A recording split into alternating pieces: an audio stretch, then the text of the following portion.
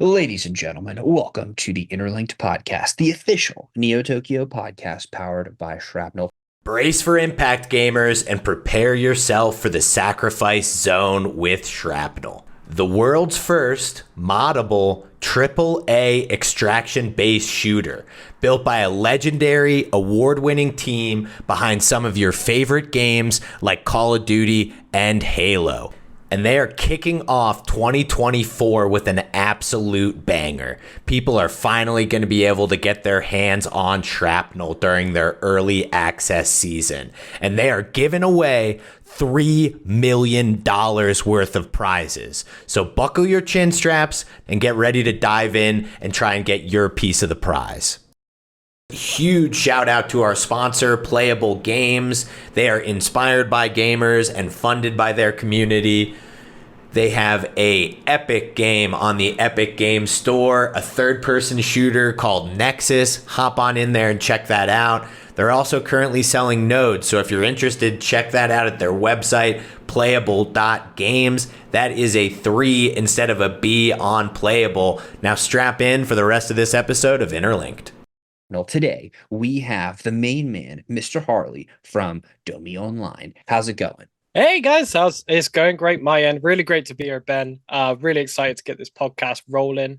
And on the side note, just really excited to get a bit more in depth in Neo Tokyo as well.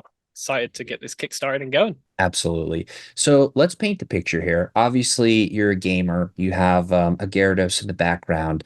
For those who are audio only, it's a very legendary Gyarados. As well as a WoW sword as well.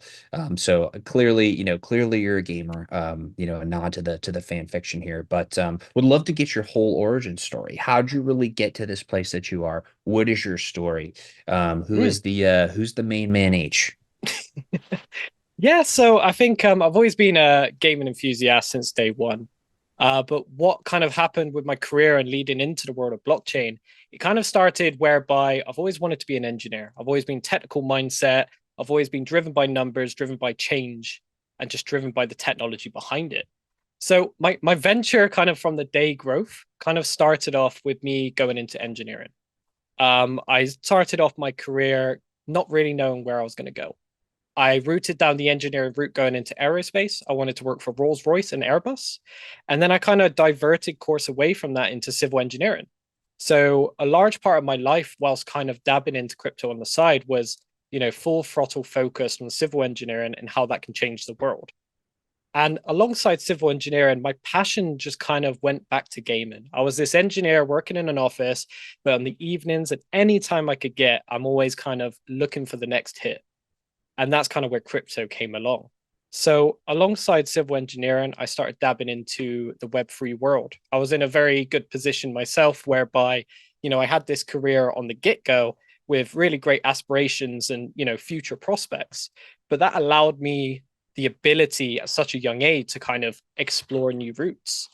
So a big passion with me and why I'm a big fan of, the diversion around Neo Tokyo is I got the opportunity to work on the business development side on IDO, INO launchpads. That was kind of my gateway into the world of crypto gaming. So I was on that back end reviewing projects, seeing them come through, seeing who had that potential to make it big in the world, and how can we help them reach those goals. That was kind of my first step into really driving into the kind of business side, which is what my core functionality is at DOMI. Before then, I was playing every single crypto game I could. I think I was hitting Crypto Space Commander back in like 2019, trading on OpenSea, and it just never gave me that feel that I've always wanted. And as you mentioned right at the start of the call, big MMORPG fan. That's where I first kind of experienced what crypto could do for me. I was in a small guild, pushing heroics and mythics on the weekly, and our guild leader kind of started to use crypto as like an internal currency, which is such an awesome way. Like, you have the gold and the silver within game, but this was our way of basically being able to trade in our guild without, affecting anyone else. So when there was a really rare drop on a raid that such as an exclusive mount, we were all kind of betting and auctioning within our guild on chat on who's going to get this. And it was just such a revolutionary way to kind of pull back from the gaming side and be like, wow, this you can do so much more outside of the game to also integrate with the environment. So that's kind of where DOMI Online came around. DOMI, as you may or may not know, we're designing it to be an everlasting MMORPG. We've got no skill cap, no level cap. So the people playing our game can actually become powerful. We stepped away from traditional MMOs. They bring out an expansion pack, they bring out pay to win features, completely kills that environment. You know, you call it an RPG and then they add in flying amounts, teleportation, and all of a sudden you realize you're actually never meeting new people. You're just kind of staying in your huddle, staying in your group, and you're too afraid to kind of venture out. They call it an MMORPG, RPG, you know, role-playing game, and they've just killed that immersion. So that's where DOMI comes in. Um, I had the opportunity late back in 2021, reached out to by Pele, who's our CEO. He's, you know, a bit of a revolutionary in his own thoughts. Actor on HBO Vikings, created music for the likes of League of Legends, Magic the Gathering. And he had this vision to create this everlasting MMORPG, one where your time and effort is valued, but also that kind of Dark Souls nature whereby your death has consequences. So, yes, there's no limit cap. Yes, there's no skill cap. But if you want to reach this dungeon, you need to grind and work for it. There's no teleportation, there's no shortcuts. And that just, you know, grew on me. I still sit here every day while I'm working, looking at this Frostmourne sword from World of Warcraft, thinking about the good old days. But it also kind of makes me realize that those days have changed. And DOMI's kind of in this position now to really take usership, take people away from the kind of dreaded downhill of MMORPGs today, and basically bring them into a new light. And the capabilities of bringing that gaming infrastructure along with Web3 technology to enhance our users, not just see them as a, you know, you see a lot of traditional projects or studios coming into Web3. It's exciting, but they just see it as a cash grab potential. So one major point, and it's been our vision and philosophy since day one, we haven't sold any NFTs. We haven't sold any product. We haven't sold any, you know, skins, assets, or creatables, because we want to show that product first. And our open alpha coming this March is such an exciting time because we're letting in the gates, we're letting in the people. There's no entry barrier. You don't need an NFT. You don't even need to understand crypto. You can just get in and play. And I think that kind of summarizes where, you know, my original traction of being an engineer, always a passionate gamer, and then the ability now to make that game I've always wanted come true is just, it's just a perfect combination. So today marks a really great stage in my career whereby that's about to be released. It's no longer hidden behind the scenes. We're about to go public. And I think that is such a proud moment for me. Well, you should be proud because what you've built and created is pretty incredible. And the vision of bringing MMORPGs back to their former glory and then taking it to even a whole nother level.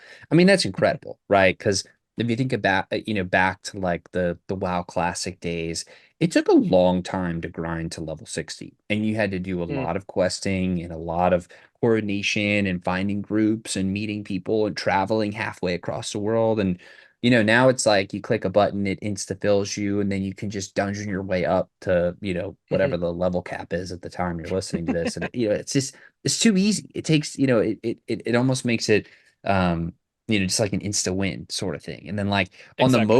on the mobile side, you have like the autopilot function where you just click a button and then it plays for you, and then you like become all powerful, and it's like, what what is this, what's going on here? There's no challenge, and it really takes the I really think it takes a lot of the fun out of it, and just makes it kind of difficult, you know, Mm, to it makes it difficult to really enjoy long term. So it's really interesting that you guys are tackling that piece. I want to jump back to something because one of the things you mentioned of being in that guild and really using crypto as like an internal currency to trade between guild members, and that kind of being an inflection point for you because it mhm. went from, hey, this is a really cool game and I really love this, to wait a second, now there's real financial, um Mm, you know, there's a financial stake in this, right? And we're putting in yeah. time, we get something rare, something valuable within the game, and now there's a real, you know, there's a value to it outside of the game in a Mhm. monetary sense. Can you kind of talk about what that did for you as far as And I know you touched on it a little bit, but I want to just, double click on that of what was that mindset shift for you? Like, what happened at that moment where you were like, oh, wow, this is something Hmm. much bigger here? Like, what was that unlock exactly? Let's dive into that. Yeah, I think during that time of that kind of recognition of this potential, I wasn't involved in crypto. I was simply playing World of Warcraft, living about my days as like a college student, getting back day to day whilst doing my exams on the side. But that in Visionary itself has always kind of remained with me since that day. At that time, I wasn't in a position where I can be the co-founder of an everlasting MMORPG. But that envision really stuck with me. And when I shared my vision with Pele, our CEO, that vision really stuck with him as well. This ability where your time and effort is rewarded, but at the same time, the amount of traction you put into the game, you can get something out of it. Too many games now are so segregated. You're forced into this neat little pool, and you kind of have to bow down at the developer's wishes. This synced up really well as one of our lead developers in our team, David, used to work at Jagex or RuneScape. So his insight into the actual development front really helps us bring Domi into a new light. So tying over the past 2 years, we've been hunting for a chain. We've been hunting for that vision and make it reality. And our one of our most recent partnerships, which is one of the most exciting ones I'm kind of bringing to the world, is our working with Merit Circle. Their Beam subnet, their SDKs. We're going to have an in-game sphere marketplace, which acts like an auction house where you can kind of on-ramp, off-ramp your NFTs and assets. You can still trade in game like any traditional auction house user, but the ability for that user to kind of extract that value out into their own harnessed hands kind of brings that value into the game. I spent countless hours in World of Warcraft, countless hours in Domi, and you kind of want to see that end goal. It's all well and good being number one in the leaderboard in the world, but it's also good to kind of go, well, I've got this history and backing to show for it. And I think that's such an incredible part for us to be in. Of course, we have our Domi token as well. So that's going to be our way of integrating that trading facility within a nature that a traditional user can understand. So we've set on board, a series of SDKs, which we were building ourselves, but Merit Circle kind of provided this solution. So our developer and resources is on the MMORPG. That's where you want them. That's where you want them to stay. And the SDKs allows a series of awesome functions like custodial wallets on account creation.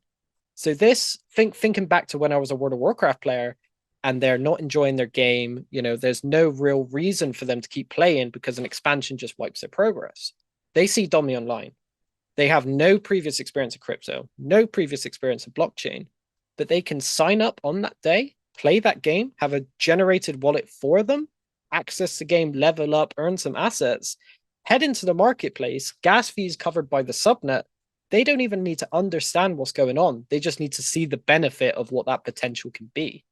So the visualization and the future of that is it's just incredible. I think a lot of people kind of in my generation may have remembered back in the day when Diablo had an actual paid marketplace where users could trade for assets, and that got shut down way too quick. So we're taking what people loved and what people missed, bringing that into the traditional roots of MMORPG, having incredible team members such as David, previously working at RuneScape, to bring that vision to a reality. So it's not just me sitting here saying, I want, I want, I want. We can actually show what we want can happen, and we plan to make it happen this March. So that's such an exciting time for us. And I think it's a great way to see how it was when I was playing World of Warcraft, maybe I think it's even hitting like 10 years ago now, to how the vision of our world and our game is today. Yeah, that's awesome. And I really do like the idea of partnering with a heavy hitter like Beam. Yeah, They're also citizens of Neo Tokyo, so shout out to them. 100%, Um, 100%. I love the citizens working with citizens thing. It's the best. It's the best thing ever. Mm-hmm, But yeah, being able to kind of offload some of these non-core game mm-hmm, core gameplay loop features or things that you just have to have because they're infrastructure, but you don't necessarily want to use up your valuable dev time and creative thinking on that piece, but you mm-hmm. just want to work with people who are already doing that. So then you can more partner and work together on the creativity side. That's cool to me. That's very cool. Um, I do want to talk a little bit about the idea of value, right? Hmm. Um, Thinking about what is something really worth in the world, and really there's a lot of different ways to think about it. You can take it back to the old Adam Smith, the Wealth of Nations definition of it's based on one labor hour you put in, that's what it's worth to you, Hmm. and then how that value then accrues to different objects and other services and paper money and then different Hmm. other things. Anyways, um but thinking about the assets within the game and within Hmm. your ecosystem, and I want to talk about the token second, but I want to talk about the items first. um Awesome. how exactly do you kind of see that working from the perspective of you may have people that are coming in and they're playing, and they're they become the best of the best, and they're Hmm. coming and getting these assets, and they may find the most epic sword in the entire game, and so then they're like, okay, well, I need to go put my kid in college, so I'm gonna Yeah. sell this, and then figure that out, you know what I mean? Um Hmm. so there's that whole dynamic too, right? How exactly are you envisioning that flow? Is it Hmm. people that are coming in and they want this epic thing, but they don't want to spend the time to grind for it? They just want to kind of play at the highest level. Is that Hmm. where the demand coming from? Is the demand coming from other people who want to be the best and they do spend all the time, but they just haven't found this particular drop, so they want to just Hmm. buy it? How exactly does that value accrual come, and what how are you thinking about the definition of value in the first place? Yeah, I think that's an awesome question. I think what really ties in with that question well is the philosophy of us is I'm an MMORPG player myself, so is our CEO, so is our team. So we want a game that, doesn't just hit those boundaries, hits those targets, but a game we will play. So this ties in really well with how those assets kind of generate value for the user. Our game is strictly not pay to win. We will never sell an asset on our marketplace for X amount of dollars, which makes you powerful. However, in game, from commitment, playtime, hitting those high level rates, you have that potential to get a very rare drop by playing the game, by hitting those targets, by being a great player. And that asset is what accrues the value. The very rare drop from the hardest raid boss in the world that maybe no one's even defeated yet, or an exclusive zone hidden in our Elwyn Forest that no one in our game has actually found yet. It's a really interesting kind of balance whereby, from a game studio and a game company, you want to be sustainable. So we're going for that freemium based business model. And it's important because when a lot of people come into our Discord, Telegram, or socials, they go, it's a Web3 game. Okay, I'm going to need a 10 grand NFT to play this product. And when we turn around and go, nope, it's free to play, it always will be, and we won't be paid to win, it blows people's minds. Especially as you mentioned earlier, the mobile ecosystem as well. You throw in a credit card and you get a result. And we wanted to avoid that and pull that ownership away from us as a company. We're a freemium based business model. We want to follow that kind of League of Legends Fortnite view. We sell cosmetics, we sell pets, we sell skins to enhance that RPG element, but we'd never sell an asset that makes you more powerful than someone who never paid. And tying that in means a player coming from nothing can become something in DOMI. Because there's no level cap, no skill cap, someone could dominate the server. They could be feared. But the concept of our reality of our everlasting game is that death has to have consequences. So there's this really interesting balance where people are going to be climbing and fighting on the leaderboards. And once we turn on that PvP element, you're going to be looking at your back. You're going to have to find people. So bringing it back onto the asset and loyalty, it really comes down to us being making sure our philosophies remain core. We're free to play. We are not pay to win. But the assets obtained by the user base, which are generated on the Merit subnet as NFTs, tradable in the Sphere marketplace, we want to leave that to a user generated economy. If this is the only sword in the world, the value of that sword needs to be decided by the player, not our company. You see many times where a lot of companies, they say they're freemium, but they sell the sword for, say, $100, which makes you more powerful. And they go, oh, yeah, but you can also get it in the game. But this is like a fraction of a drop rate on a boss no one's defeated or found. So although you're kind of like trying to argue selling this asset, you're also kind of shooting yourself in the foot because the user who's freemium could never obtain it.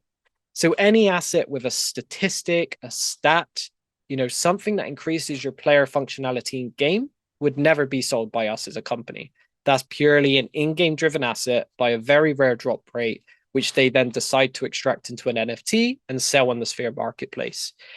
The benefit of us utilizing Beam's SDKs and also the series of custodial wallets on account creation is a user who doesn't understand crypto can still pull that asset, trade it, and they have it on their wallet. Our job, or I guess my job, is to, help people and explore new routes. Okay, you love DOMI? Come with me and we'll dive you into the world of Web3. Check out Neo Tokyo. Check out some of these incredible games that are also building in the Beam universe and beyond. But if you're not quite ready for that yet, we still provide you that gateway and the technology to trade, use, explore, meet you users, and enhance that gameplay experience. We never want to tie a user down. And I think one big point for me is a lot of projects nowadays are really pushing that Web3 narrative. But I feel like it's not up to the company to decide the agenda of the player. If the player wishes to simply play DOMI Online, they love it as an MMORPG, they want to hit those top ranks on the leaderboards, because it's a good game, so be it. They should never feel like, oh, in order to carry on progressing, you need a Web3 wallet. Now you need to sign up and do KYC. We just want a user to take the venture into their own path. I think a big gimmick of a lot of games coming nowadays that don't have a product, they just, have the cinematic showcase. It's always taglines like decide your own path, make your own adventure. The adventure is in your hands. And although that's a good, sales tactic, we want to be at the forefront and allow that to happen. We want that user who maybe been playing World of Warcraft for the last 10 years to check out DOMI and go, wow, this is something I am missing. I want to play this game. They can enjoy it at their own speed. If they want to dive into the world outside of DOMI, we will help them. But it's up to the user, and we want to provide that great ecosystem for them. I absolutely love the idea of making it everlasting. I also love the idea of the economy that you're talking about. Of we're not going to make these different NFTs and assets power based to augment your power and ability, but we're going to make it cosmetic and really cool. And the people that are in the game and really having fun and are the power users, they're going to probably appreciate that the most. So that has a really cool effect, I think, psychologically too, of like, no matter what, I know that I can always have a fair shot if I put in the work to become the best. That's just inherent. That's inherently cool. I love the idea of, at the same time, there's no skill cap, there's no level cap, but death does have consequences. That to me is very cool. Two-part question. How do you make a game where there's no skill cap, no level cap, yet is still fun to continue playing? And what do you, let me ask that first, and then I want to move on to the death piece. Yeah, so creating a game as an everlasting genre. You've seen it before in games like Tibia and other incredible MMORPGs, whereby they allow that user to grow at their own pace.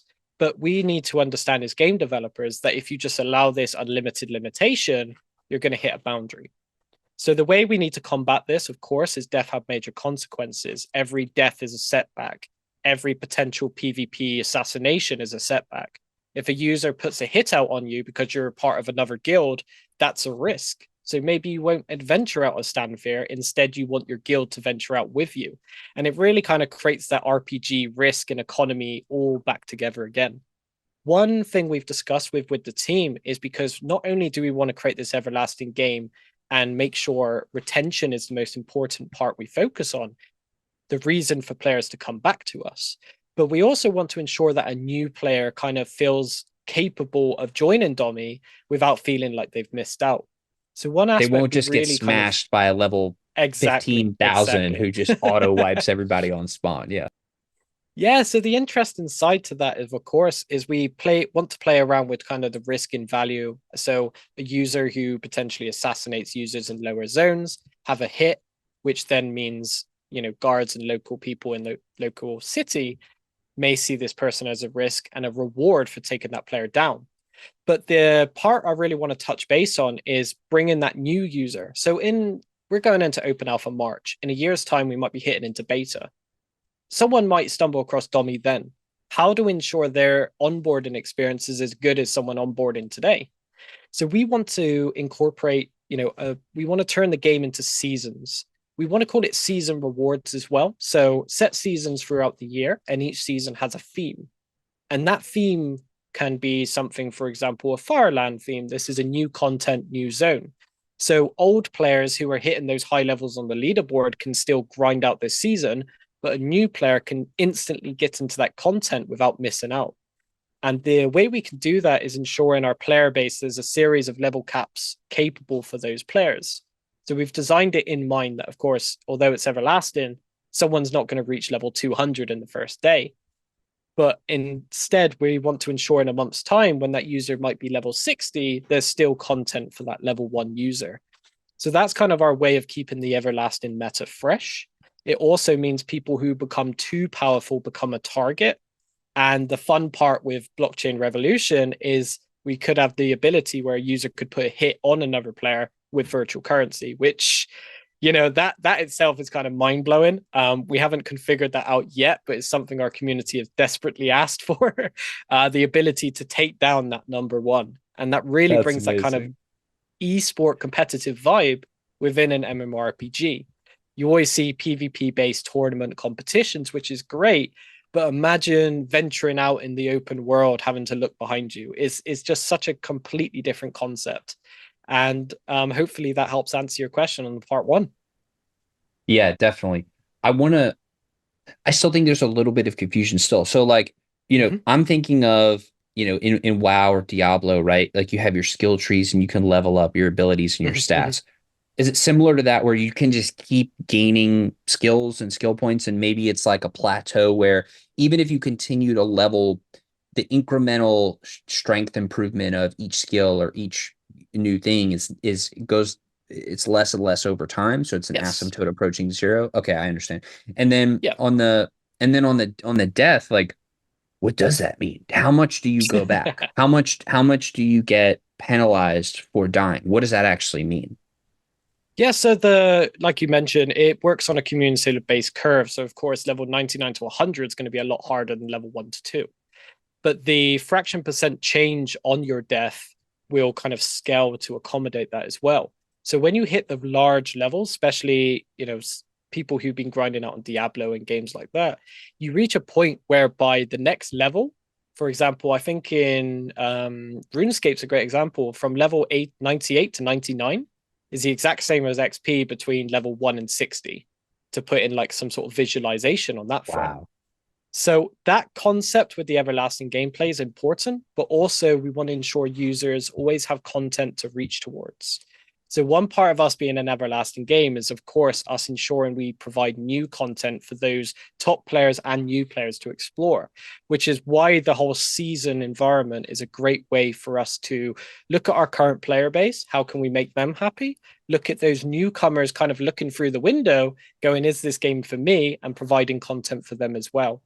It's a great way to kind of capitulate on our both audiences, our current player base and our future player base. And with an everlasting game, we need to think about where our player base is going to be in a year's time, 2 years' time, and beyond. So we want to ensure that the level cap community frequency aligns with the ability for new players to feel like they can still catch up. It's never out of their reach. And I think that's it's an interesting point, and it's something we're going to have to battle with over the years. But we're one of the few making that battle because we're one of the few with this new vision to MMORPGs. So it's a great position to be in. Yeah, and it's worth it because once you crack the 100%. code on this, which I have every faith that you will, Mm-hmm. that makes it really really fun for the people and the players. And so, okay, so if I understand on the death, you actually go back a certain number of levels, which scales with how big you've actually become. Okay, that's really really cool. So Yeah, let's we talk do it on a about this. base of percentage XP base. But like I Mhm. mentioned, from a higher level, the percentage XP would be substantially greater. That might be worth significantly the same amount as smaller levels. So if you die at level 10, the hit's not going to be that noticeable. But if you die at level 99, that might push you back a whole level, which means over time, you could really drastically reduce your place on the leaderboard very quickly. And Totally. that's when our future expansion with guilds and housing coming in board, it's going to be a really interesting way to say who in our community is guilding up and who of our community is kind of trying to ride out solo. We want Hmm. that RPG element, because every time I log into World of Warcraft now, I've got all my old guild friends and everything like that. And if we try and line up to play a game, you're in a party with 5 and you stick to that 5. There's no Yeah. reason to communicate outside your group or scope. And we want Domi to be a reason that you can head to the local tavern in Stanfair and potentially meet a new bodyguard or hitman who might explore this adventure with you or stab you in the back. And that's for your adventure to decide.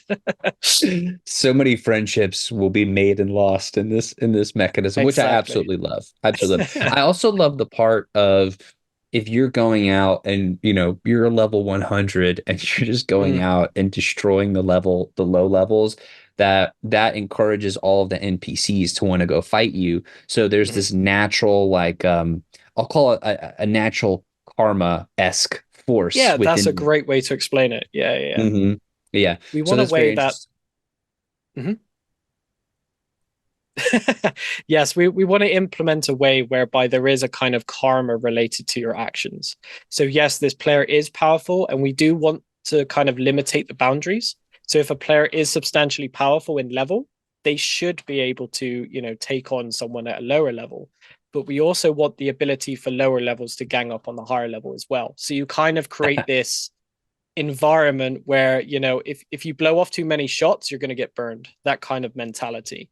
So a lot of people, you're going to see a lot of people trying to remain in the shadows, level up on the off-peak hours, and you're going to see a lot of people heading into our capital cities, basically flexing what they've got, but too scared to leave the capital. And that's going to be such a great way to kind of see the game unfold, especially as going to be a player myself. It's going to be very exciting. I love it. I also really love the idea of being able to call a hit on other people, right? That to me is like bounty hunter, uh, you know, Boba Fett-esque, but then also like Yeah, um oh, I forgot the guy, John Wick-esque, they have the John whole Wick. Yeah, leaderboard and yeah, the yeah, bounty boards, yeah. like, oh, there's going to be so many cool parts in that. And then you'll probably have some sort of interesting mechanic where you may have people that want to like secretly do this, and they may Mm, be in the same guild, or they may be, quote that's true. unquote friends, but they want to put back the other one because they want to be more powerful. And then that just it creates a Mm, whole system mm, of interesting. And then what if there comes into the game a whale who literally does not care about the cost of this at all and just wants to be the mm. best and calls hits on everyone? You know what I mean? And it's like, Yeah. let's take them all out. It's like the Red Wedding from Game of Thrones. And then this one whale is the one left over, and nobody wants to mess with them because they know they'll get a hit call. I mean, there's so many cool things there. And Mhm. just to start dreaming on that and being creative with it, I mean, how cool, how fun. It's Um, awesome. so with all these different mechanisms built in, to me, that adds a lot of opportunity to Mhm. then include your token within transactions that Mhm. facilitate these different mechanisms and all the different, flow of transactions and whatnot within the ecosystem. Can you give us a breakdown of how exactly does the token fit in and work within the whole ecosystem itself? Yeah, so I think for our DOMI holders who've been, very loyally dedicated to the project for so long, it's a great way for them not only to experience the game firsthand in its alpha stage, but help cater towards the future as well. So, in regards to our in-game integration of the DOMI token and also in-game integration of NFTs, we're building currently on testnet Beam Subnet. We want to release our first utility reward staking platform for DOMI holders. So this is whereby they can stake their assets and earn exclusive assets in game, which they can flex and show off to their other players. But the benefit of the DOMI token can kind of tie in very well to our auction house-esque marketplace. So you have marketplaces now such as OpenSea, Hyperspace, or much recently such as Blur and Magic Eden, and it always, any game and asset being sold on those games takes you out of the game. You need to log out of your game to trade. You need to log back into your game to kind of use that asset. So we love the ability to kind of have this fair marketplace integrated in game as well. So our DOMI holder users can utilize that for their off-chain, on-chain transactions. But also we want to ensure that users can have a place to trade in-game items such as copper or, materials for professions. They want potions, they want mats, all in the same environment. So you're kind of not hiding the Web3 element, but the Web3 element's there of ownership and true capacity, but you're not kind of separating it from the traditional gamer either. I think one exciting thing we're exploring at the moment is we really want to get our game released on Steam. And that's such a big point we've been discussing with our community and the Steam support team as well. And one aspect of that is to ensure that we can have that capability that a Steam user has the same ecosystem as a DOMI holder user. So one way of tying that in is kind of utilizing an in-game token similar to likes of Fortnite, V-Bucks, which we want to call merchant marks. So this is your in-game token, which is then your gateway to the Web3 world. And we want to ensure our DOMI holders, when utilizing that token, get a substantial discount. We want to ensure our Steam users can play in the same network space as our DOMI users. Whilst our game branches out into new launchers, new marketplaces, new networking solutions, we want to ensure the DOMI kingdom's a DOMI kingdom. You always see the rivalry of Nintendo, PlayStation, and Xbox. A couple of really cool hitters come out on PlayStation. Now you've just segregated a whole community on Xbox. We don't want to do that. So it's been a very important, I guess, legal fiasco communication battle to ensure that not just the users now utilizing DOMI, but also the utilizing of future users can all share that same ecosystem and share that same benefit. So kickstarting off with our DOMI utility reward program that is designed purely to reward our users. We have dedicated a large amount of our tokenomics towards seasonal rewards, but we want to ensure sustainability. So I think I touched on a previous AMA with, I believe, Trader Joe on how the play to earn ecosystem isn't sustainable and how we can make it sustainable. So just hesitant on time without diving into it too much. We want to use, a percentage of royalties, percentage of fees, percentage of revenue, and also, set aside a portion of our treasury to earn interest and use that portion to reward our users. So we're not simply just throwing out the DOMI token as a seasonal reward, which may work for a couple projects, but only temporarily. We want that reason to reward our users throughout each season, but also have that incentive to come back. So there's definitely a lot of ethos around our DOMI token. There's a lot of stuff to come and a lot of stuff we're working on. I think the first stage now is our DOMI token bridge onto Beam subnet is live, which is really exciting. Not necessarily public knowledge at the moment, but we want to ensure we have sufficient liquidity on that subnet to ensure the transactions. We want to bring all of our kingdom together. We're very split across multiple chains, and we want everyone to kind of enjoy the world that we have to offer on the same chain. So there's a lot to come for our DOMI holders, and our first step is basically rewarding loyalty. That's something I'm very committed to do. I love that. So basically, if I understand correctly, there are going to be transaction fees on any of the assets and anything that you need to pay for. A part of that is going to be split off or deployed towards bringing value accrual to the DOMI token holders, as well as you can stake and get native assets and cosmetics and whatnot in the form of NFTs for your holders, as well as it seems that the internal in-game currency, which is necessary to actually play the game and makes the in-game economy actually work.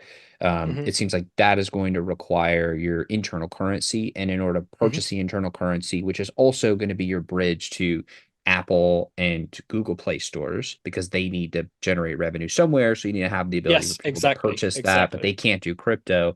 It seems like having some sort of benefit for people who want to purchase that, if they've gone into the DOMI kingdom, they've left the Apple kingdom, they've gone into the DOMI kingdom, they want to log in, link their accounts, blah, blah, blah. They can then use their holdings of the DOMI token to make it cheaper or better or give them some sort of advantage in buying those internal game currency, which is necessary for that. Am I kind of understanding that properly, at least for right now? Yeah, I think there's a lot of legal conflict around Steam, around Apple, in the world we're kind of living in at the moment. But I think you summarized it greatly. We want to ensure all of our users are kept the same and kept benefited, but we also want to ensure our DOMI holders are rewarded. And sometimes we need to add, correct steps to ensure that a user from Steam gets that same benefit and exclusivity into the world of DOMI without making them feel segregated. Because if they feel segregated, what's the point in launching on another platform? So it's our job as well to ensure we keep everyone well balanced, but ensure everyone can play on the same server, the same networking. We really want to avoid that, oh, I'm playing DOMI Online, awesome, but I'm on the Steam server, so now I can't play with you. We want to ensure interoperability where possible. And the way to do so is this internal currency, which kind of rewards our DOMI holders, and also sustainability into how we reward users, for example, leaderboard rewards. If we have a $5,000 cash prize, that isn't just us simply throwing away some of our treasury DOMI tokens as rewards, because that's not sustainable. Instead, it's us accruing interest from our revenue, such as a freemium-based business model, but also taking fees generated from LPs, also pulling aside a bit of our treasury towards earning interest and rewarding users. So we can reward our users in straight up USDC currency, such as USDT or a partnership project. And that way, users are rewarded without diluting the token economy. Until this day, 35% of our tokenomics are locked towards rewards, but we don't plan on unlocking that anytime soon because we can commit to sustainability without utilizing it. So when our unlocks are done in a year's time and all of our tokens are currently in circulation, that 35% is still remained locked under key until further use case. And I think that's a great way that we are looking beyond the game economy, not following the play to earn antics, which has brought a lot of projects to their downfall, where they just assume that we can just keep throwing out this token as a reward. And then all of a sudden you notice a downcline in your player and economy because that reward might not be as good anymore. So instead, we want to ensure the product is first and foremost the most important. Our holders are rewarded throughout each step. And also the rewards gained from that, whether that's cosmetics, NFTs, or the small amount of people competing for that top prize reward in a competition or seasonal, they all have a shared commitment to playing DOMI and they all see the end goal from it. And I think that's something which a lot of projects have struggled with, and that's kind of our solution to kind of reroute that. Yeah, I really like that. The I'll call it the old play to earn mechanism Yeah. of you play, you get tokens. It's just a flawed model because it's trying to exploit the basic human need to get something for nothing. Mm-hmm. And it just 100%. doesn't work. It just doesn't No. work. Like that, the value has to come from somewhere. So somebody had to Mm-hmm. put in the capital somewhere, right? It might make Mm-hmm. sense if there's like ad revenue and you're Mm-hmm. taking a percentage of the ad revenue and you're sharing it with token holders and you're maybe using part of that to buy back the Mm-hmm. token. But if you're just sharing the token to players as the reward, they are incentivized to then dump the token to Mm-hmm. claim their reward. What else are they going to do with it? They can't buy a pizza with it right now. You know what I mean? So it's Yeah, like exactly. when there's not that much use case for it and they can't Mm-hmm. really do stuff with it outside of the game ecosystem, it's very foolish. And we've seen projects basically burn a lot of cash doing it. And it was Mm-hmm. critical for the movement of the evolution of the whole industry, but now we Mm-hmm. know better. So I think it's really interesting that you guys are doing that, and I think I applaud you for not making the same mistakes as people in the past. So it's really cool to hear. I know we're coming close to time here. Mm-hmm. I want to make sure we touch on this because frankly it's one of my favorite topics too. So I want to ask about it. Yeah, go Um, for it. PvP and esports. Mm-hmm. In my opinion, esports is one of the highest potential um, catalysts of the gaming world and some of Mm-hmm. the least properly utilized. And I don't know what the proper utilization is, but I do know that there's an enormous amount of viewership and people love to watch other people play video games. It's Mm-hmm. it's it's proven, right?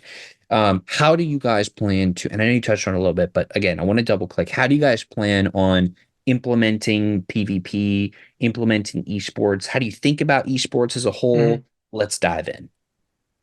Yeah, I think the interesting point is, like we mentioned, what I previously touched on is we can create seasons which also act as kind of esport related events.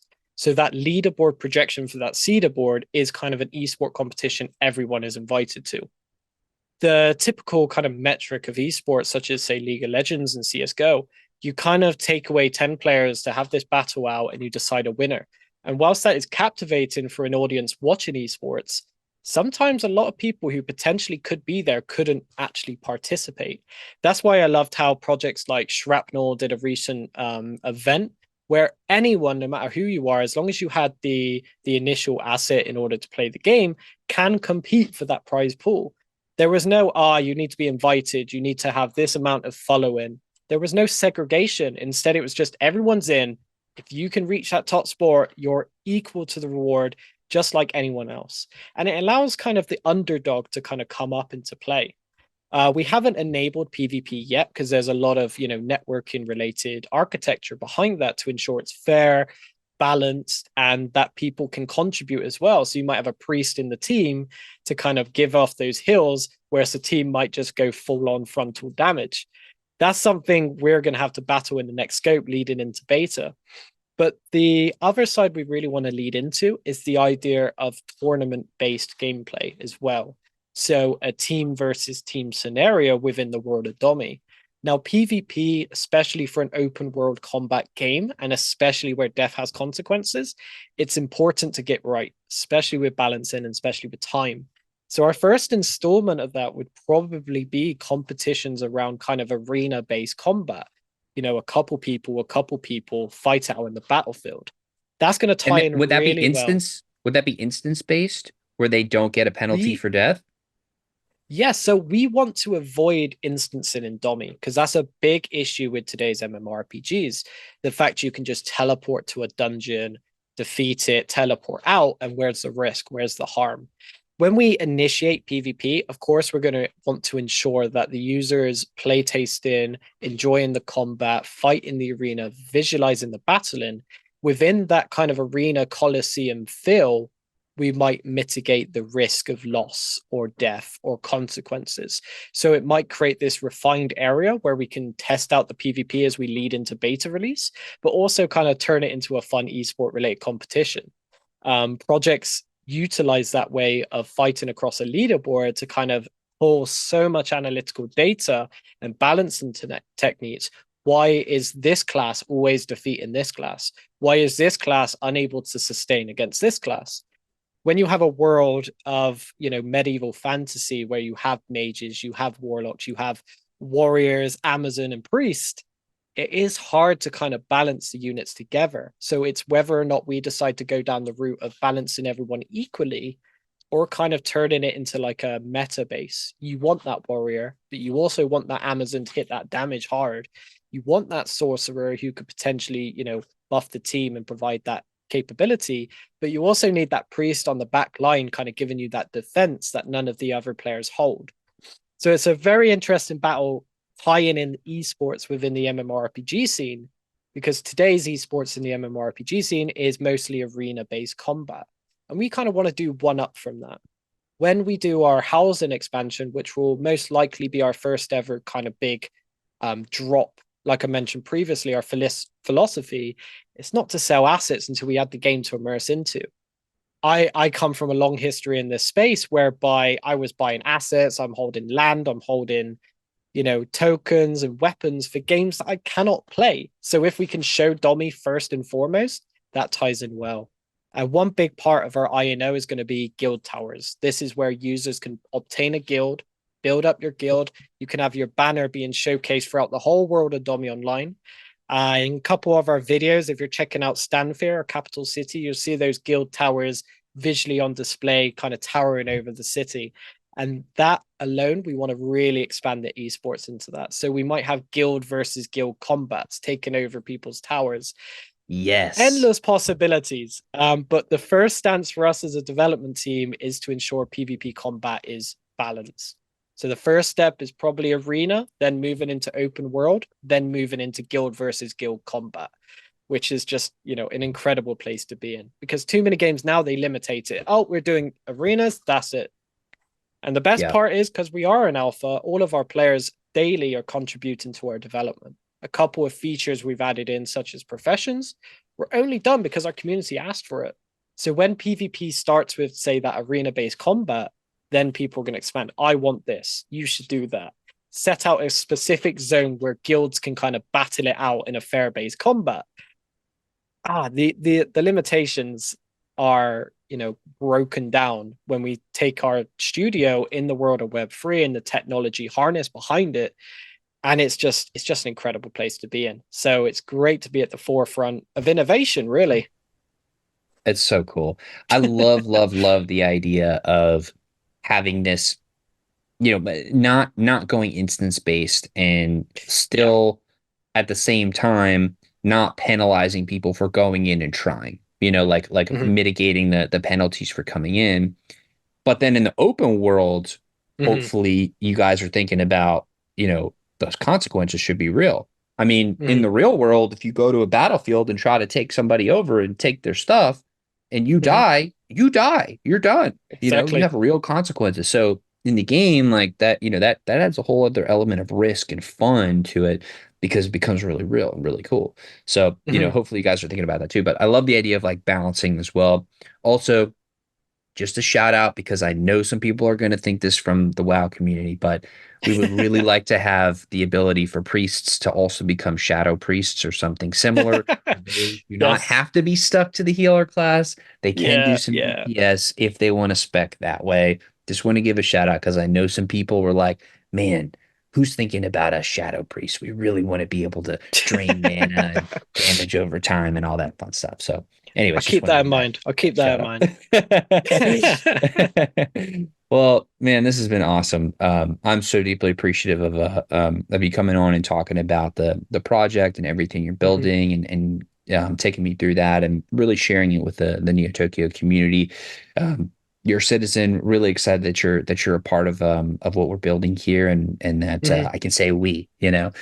So Yeah. it's really cool. Really excited to see how you continue to build this and grow this and work in with the other builders of Neo Tokyo and whatnot. Maybe at some point we can have instead of a Frostmourne sword, maybe we can have a very cool Neo Tokyo sword that's within the Domi That world. could So be arranged. Yes. I'm gonna plant that seed here. But anyways, I just want to say a huge thank you. So thank you so very much for sharing your time.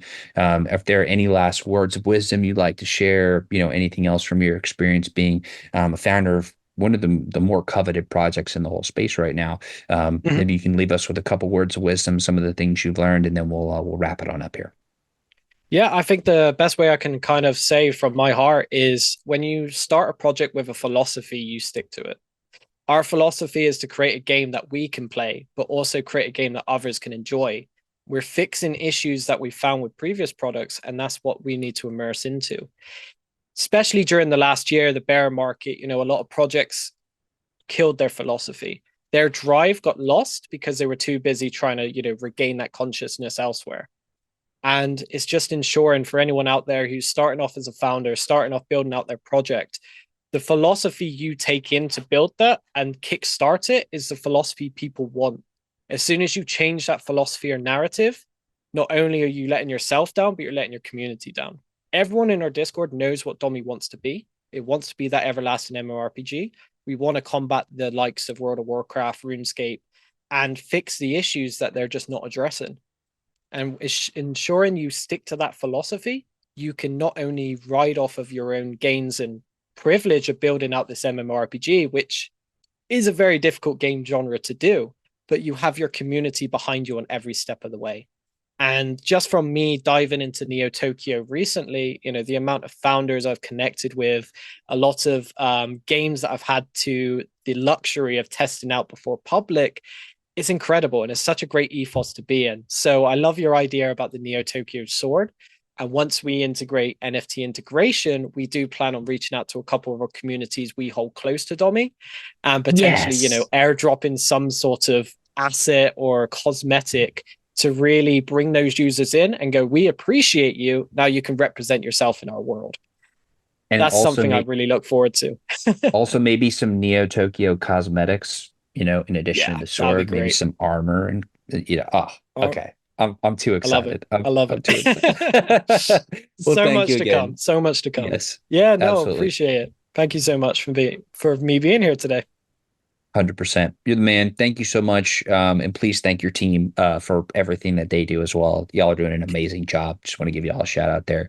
Um, Very well deserved all the recognition lately, and a lot more to come. I know you guys are just getting started. So thank you very much. Everybody's watching and listening. Thank you. Really appreciate all the citizens in Neo Tokyo. It's part of the fun. That's why we're here. So thank you very much. And I will see you all on the next episode of Interlinked. Take care.